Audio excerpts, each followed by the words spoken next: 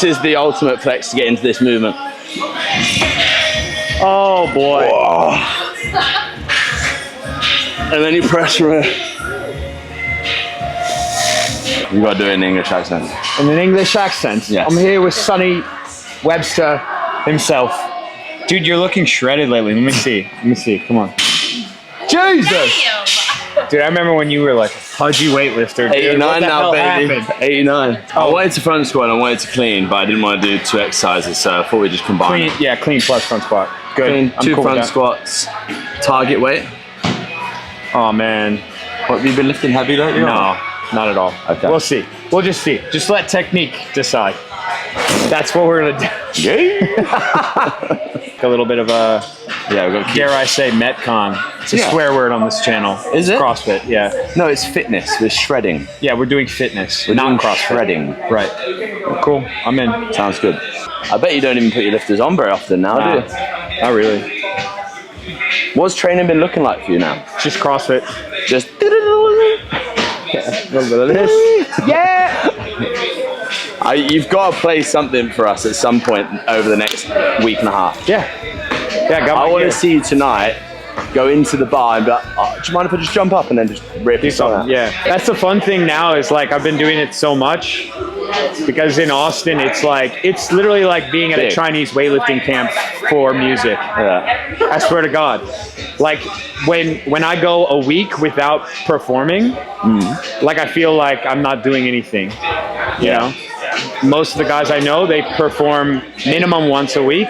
Most of them are like 3, 4 to sometimes 7 times a week. I know guys that'll do like 10 times in 1 week. So they'll go from one gig to the next, you know? Is it a good scene, like, down there? It's the best in my opinion. Yeah.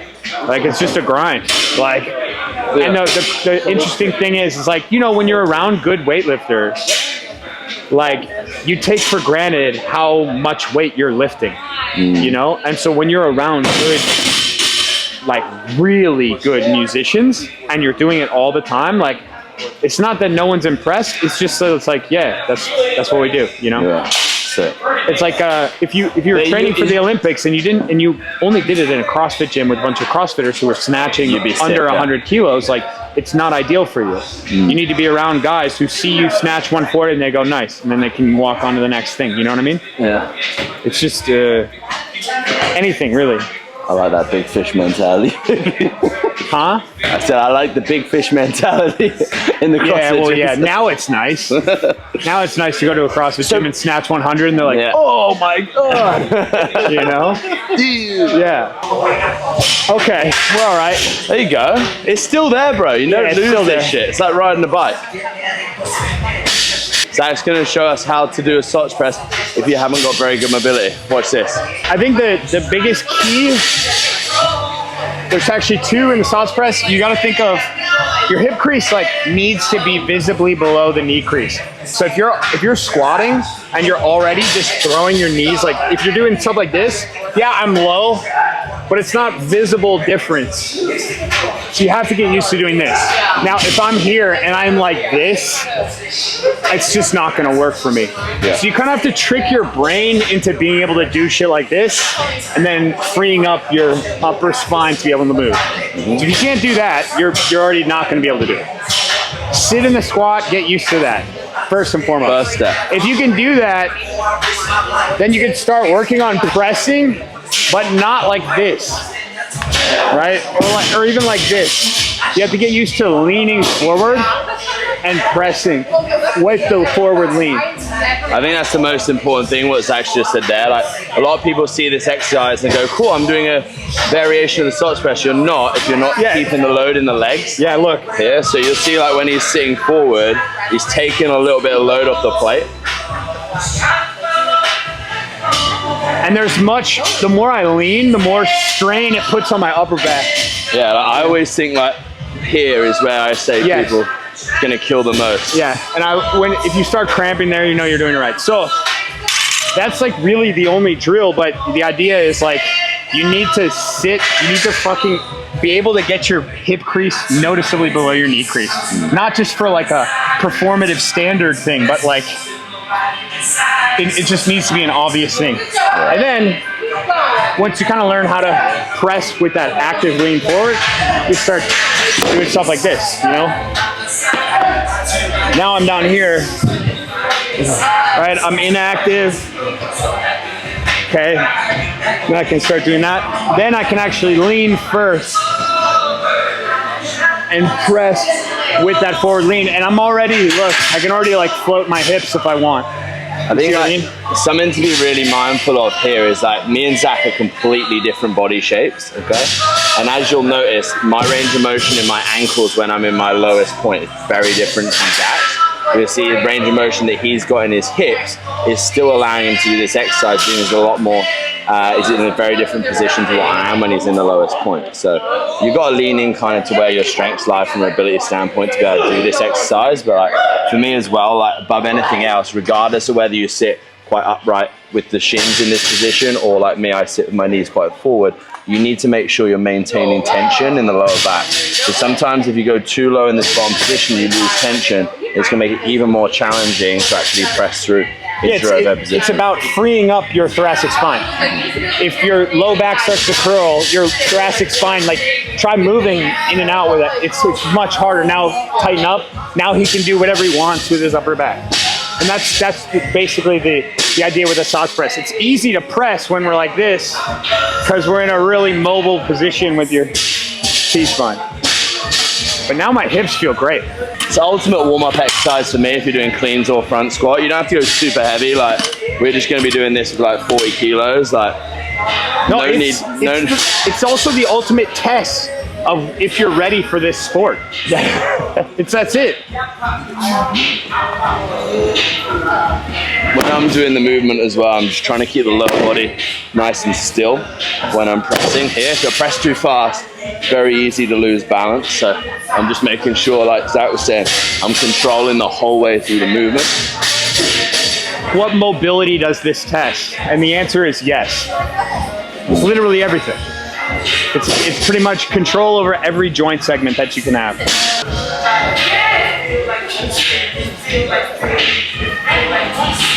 For a giraffe, absolutely impeccable. I like to stand up the overhead squat too. 100%. It's even like, because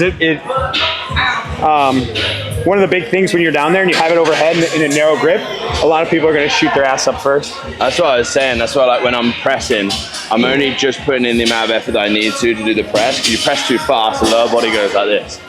So it's like putting the force down just when you need to at the top. But I think about that on so much, like even when I'm squatting, overhead squatting, snatch grip, overhead squatting, if you try and stand up too quick just because you've got strong legs, the hips shoot and then you're off balance. So I always think about the squat on any of these movements, the descending phase being the actual repetition, and then being really smooth in that change of pace at the bottom so you keep balance.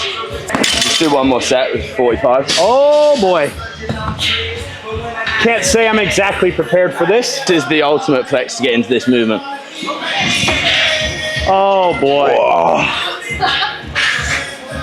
And then you press from it.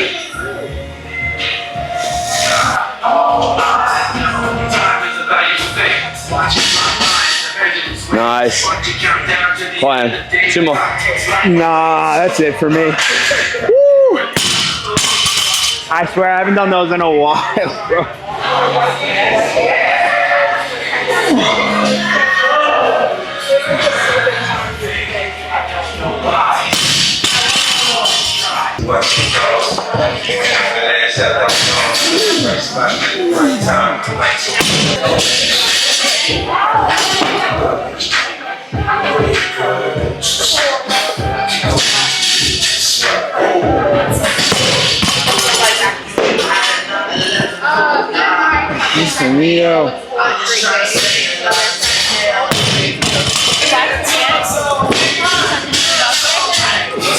Nice, bro.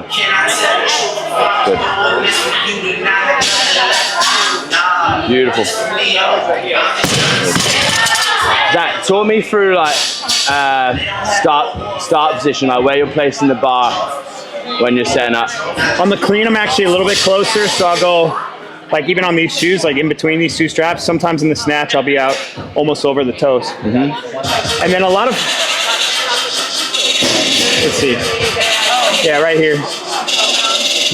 Now he's got much longer legs, so that's gonna definitely make a difference compared to like me when you see when I set up. My shins are really quite vertical, but I've got very short legs, and this is something that like it's really important to take into account, especially when you're a taller lifter, how it will change your start position so that you can still utilize the legs well from the floor. Because if Zack was to apply a similar start position or process to me, given that his legs are so much longer, it'd make it difficult for him to get his legs involved in the second phase of the lift.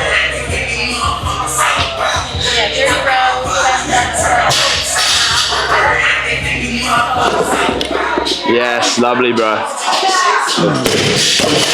You can tell it's like the line's beautiful. You just the pull is there. It's just something sweet. Yeah, line's beautiful. You know, what I'm looking at like from like side on when someone's cleaning is like the barbell stays in relation to the foot the whole way through the movement, and you'll see when Zack's going through the middle, like I'm trying to think the bar's got to stay traveling within the width of his foot whole way through the movement, even through extension. Zack's bar's like right over the midfoot, makes it so much easier to move around the bar efficiently if you're keeping the bar over the midfoot. She does really well.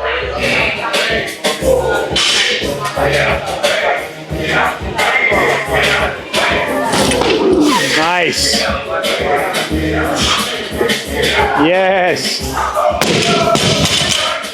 Wonderful. Oh! What do you think went wrong? I wasn't ready for it. No? Like if I stood that up with no sit, I would have been fine. Oh baby. So, with that being said, timing in the clean, what do you think about to help someone who struggles with like the bar crashing in a clean? Like what would be like your go-to things that would kind of help you? It's the shoulders again. Your shoulders get back, you lose control of the bar. So then when you're under it, you're at the mercy of wherever that thing goes. If your shoulders are in here, you still own the bar, you know, you can place it wherever. And then I'm not doing this enough. Like the better, like the more your brain gets used to doing this, like the better you are at timing everything, you know? Two things that always come to mind for me with a clean for the timing. Like I always have a narrow setup with my grip, because the narrower my grip is, the easier it is to turn through into a good front rack. That's the first thing. And secondly, I'm trying to meet the bar at the top of the pull before I hit the bottom. Now, some people confuse this for riding it down. I'm not riding the bar down, but I am meeting it before I hit the bottom position, so that as I'm going into my receive and the clean, I'm trying to use that energy to help me come in and out, so that it's not like hitting me and then I'm having to be like, right, fuck, dead position. That, and then I obviously keep my hook grip in as well, which I do think helps me. Oh, it does. I want to video this, Zack, just on my phone, and I want you to do like a little technique review for us. Oh, that was the best one you've done. So the knees actually are a little bit forward, but I think because you've got long legs, like you have to do that. And it's not just long legs. I think I have a long fib tip, which is different. Like a lot of times people say femurs, like they compare femurs. Yeah, look at my kneecaps here. Yeah, my kneecaps here. So yeah, my knees are a little far through, but I clear them well. Yeah. We're good, we're good, we're good. So right there, like, I can tell I'm a little bit out of shape. Feet are flat at contact. It's not too bad. I mean, the bar position was good then in the receiver. This is actually ideal for catching. Yeah. Like almost at parallel. And that's what I was saying earlier when I was saying about topping the bar from crashing. This is where like you should be meeting the bar about that 90-degree point. You can see it. And that last bit happens so quickly, you know? And like that's ideal, but the problem is, dude, I'm fucking weak. So look at my ass. My ass just goes way out back. I don't round too bad, you know? But that's all it is.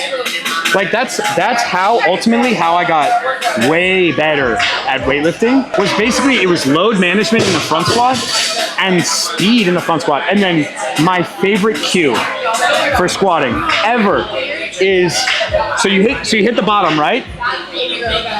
Let's say your knee, like you draw a line from your knee to wherever it lands. So some people it'll be in front of your toe. Some people it might even be behind your toe. Wherever that knee position is, as you change direction, it cannot move. So when you focus on your knee position, like watch, if I shoot my hips up, my knees, it moved from that spot. Rather than telling people to chest up or keep your hips forward. I'm thinking of this joint right here. And then what I'll start to say, Sonny, and this is awesome. I totally agree with this. What I'll start to say is think about pushing your knee down as so as you're squatting from here, like from the top. Yeah. So you're actually, when I go, I'm driving my knee down into the floor. See that? So now my hip, look at where my hip is. It's in a great spot. That is literally like, see that? If I go knee there, I'm driving it there, it's great. If I don't, oh shit, now look where my hip is. And so when I did both those things, load management in the front squat, upped my frequency in the front squat, and then focus on my knee position, like, I think I put like 30 kilos on my clean and jerk. Atta boy. Come on, elbows. Elbows, elbows, elbows, elbows. Yes, son. Come on, Bart. Yes! Go.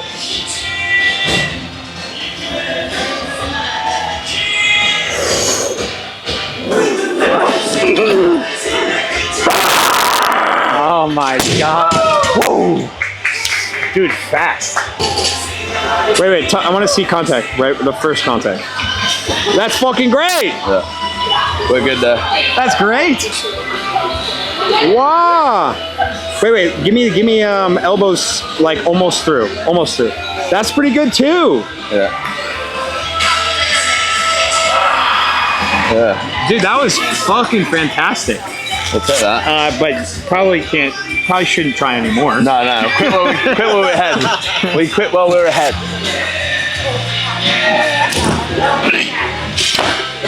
Oh, there it is.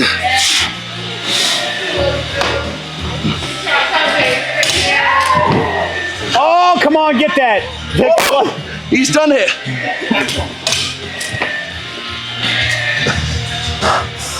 Holy shit. And that was a save deep in the hole, wasn't it? The close grip snatch was the gnarliest part of that shit. Shit.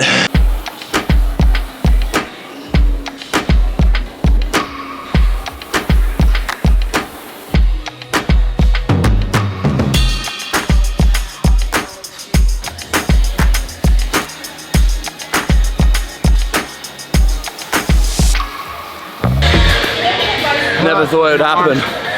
Me and Zack 10 years later doing an EMOM together. Evolution's crazy, baby. Yeah. Times have changed. Who'd have thought?